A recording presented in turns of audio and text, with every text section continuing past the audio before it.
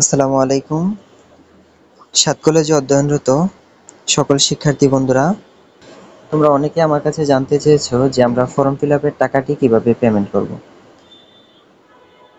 Form fill আপের টাকাটা payment করার জন্য তোমাদেরকে প্রথমে বিকাশ অথবা নগদ যে কোনো তোমার যে অ্যাকাউন্ট থাকে, যে অ্যাকাউন্টে টাকা থাকে সেই অ্যাকাউন্টে যেতে হবে।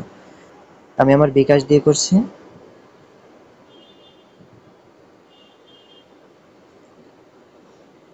তোমাদের বিকাশের পিন নম্বরটা এখানে দিয়ে দিতে হবে।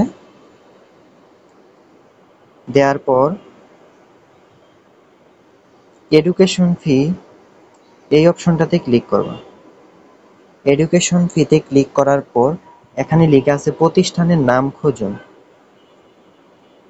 তোমরা যেই প্রতিষ্ঠানে ৭ কলেজের যেই কলেজে আছো সেই কলেজের নামটি এখানে লিখে দিবে।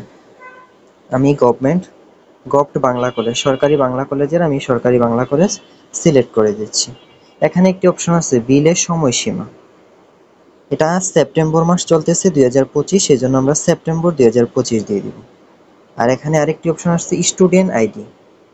এখানে স্টুডেন্ট আইডির জায়গায় তুমি তোমার ঢাকা ইউনিভার্সিটি থেকে যে রেজিস্ট্রেশন নম্বরটি দিয়েছে তোমাকে, সেই রেজিস্ট্রেশন নম্বরটি এখানে দিয়ে দিতে হবে।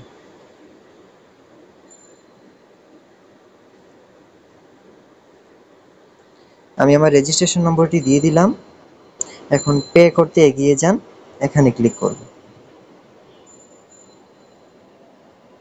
একটু লোড নেবে, কিছুক্ষণ ওয়েট করতে হবে। তারপর তোমার ফর্ম ফিল আপের যত টাকা সেটা এখানে শো করবে। দেখো আমার ফর্ম ফিল আপের টাকা হচ্ছে 4060 টাকা, এবং তোমার ব্যালেন্সের মধ্যে বিকাশে 4060 টাকা থাকতে হবে, অন্যথায় তুমি টাকাটা পেমেন্ট করতে পারবা না। আমার যেহেতু পর্যাপ্ত পরিমাণ টাকা আছে, তাই পরের ধাপে যেতে এখানে ক্লিক করতে হবে।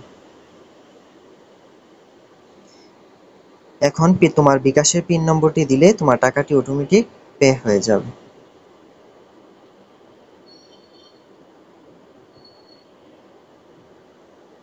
এডুকেশন ফি নিশ্চিত করতে এখানে এডুকেশন ফি নিশ্চিত করতে ট্যাপ করে ধরে রাখুন, এখানে চাপ দিয়ে ধরে রাখতে হবে।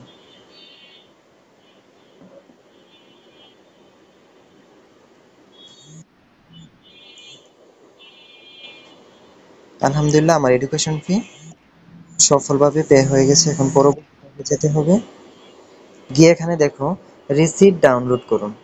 এই রিসিটটা কিন্তু অবশ্যই ডাউনলোড করতে হবে, কারণ তোমাদের এই রিসিটটা নিজ নিজ ডিপার্টমেন্টে কিন্তু জমা দিতে হবে। তাই আমি আমার রিসিটটা ডাউনলোড করে নিচ্ছি। এই যে রিসিট, এই রিসিটটা তোমরা ডাউনলোড করে নিবা।